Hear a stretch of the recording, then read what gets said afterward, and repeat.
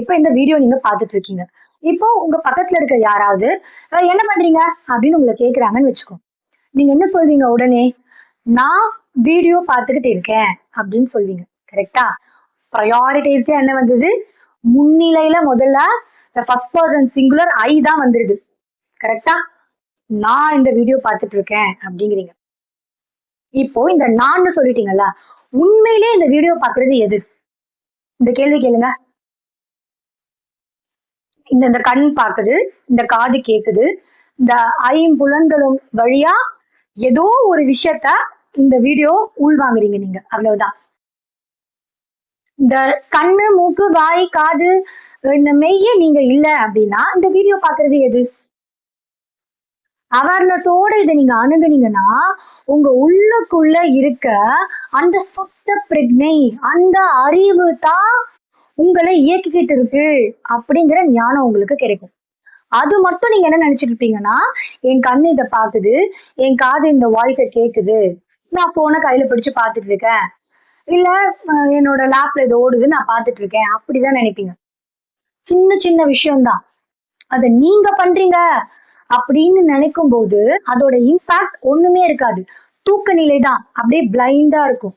But நீங்க அது அவேர்னஸோட இது என்னோட சுத்த பிரஜை தான் பண்ணுதுன்னு நினைக்கிறப்போ சின்ன வேலை நீங்க செய்யறது கூட உங்களுக்கு ஒரு விதமான நிறைவை கொடுக்கும்.